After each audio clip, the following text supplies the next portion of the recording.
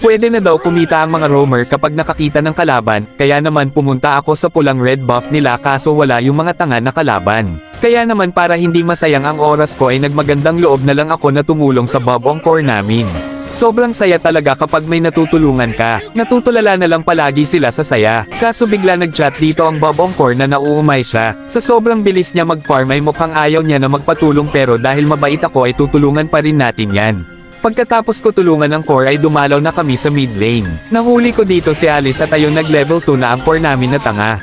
At dahil level 2 na ang Bob Ong Core namin ay pwede na kami kumuha ng elepante. At hamarang talaga ako sa mga kalaban para makuha ng Bob Ong Core ang elepante.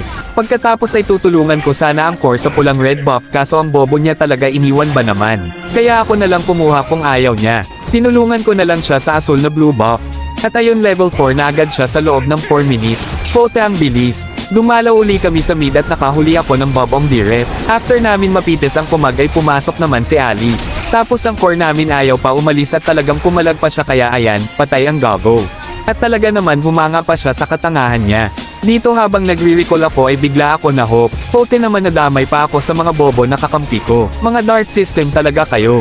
Nagsawa na nga ako tulungan ng core dahil ang bobo niya. Kaya naman dito na lang ako tumulong sa XP lane. Si Alpha nga na bobo ang fighter namin dito. Nadakot ko nga si Alice bungisnis pero sa iba nag-ulti si Alpha. Dumating naman ang Bob Ong Core pero pumasok pa siya sa bilog ng Arabo. Ayan patay ang mga gago.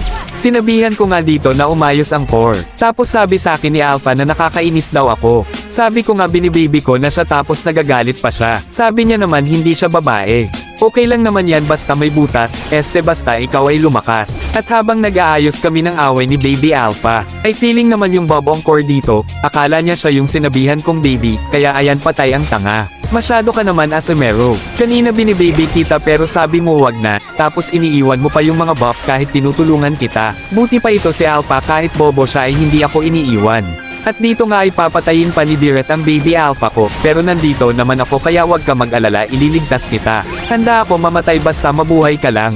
O di ba ang saya? Ganyan mag-alaga ng XP-laner. Kaso nakalimutan ko bobo nga pala yan kaya ayun after ko siya maligtas ay nagpapatay na naman ng gago. Kaya naman habang kasama ko ang tanga ay sinabihan ko siya na mag-ingat baby. Kaso papansin na naman si Hellturt dito at babawi daw ang bobo. Papansin talaga itong Bob Ong Core kung kailan may bago na akong inaalagaan. Hindi naman kausap, chat pa ng chat ang tanga. Si Hanabilet masyadong matapang. Akala niya siguro hindi ko siya babatukan. Kaya ayan patay ang gago. Tignan nyo naman ang duo namin dito ni Alpha. Dahil siya ang binaby ko, ay sobrang tumaba ang tanga. Kaya bawat bumangga ay giba. Kesa dyan sa Bob Ong Core na tinutulungan ko nung una pero wala man lang salamat. Kahit kaming dalawa lang ni Alpha ay kaya namin ubusin ang mga kalaban. Kung makikita nyo naman wipeout na ang mga bobo. Iba talaga kapag ang XP ang pinataban nyo. Napa nice one baby pa dito yung Bob Ong Core na akala niya siya yung baby ko kahit si Alpha naman talaga. Bakit ganon? May mga tao talaga na kapag kasama mo, kapag tinutulungan mo ay hindi nila ma-appreciate, pero sa oras na umalis ka at makita nila na ang ginagawa mo sa kanila ay ginagawa mo na sa ibang tao, ay tsaka lang nila ma-realize na mahalaga ka pala. Tapos mangungulit siya sa'yo na balikan mo siya. Pero paano ka babalik kung nasaktan ka na, lalo kapag hindi nakikita ang halaga mo dahil ang bobo niya?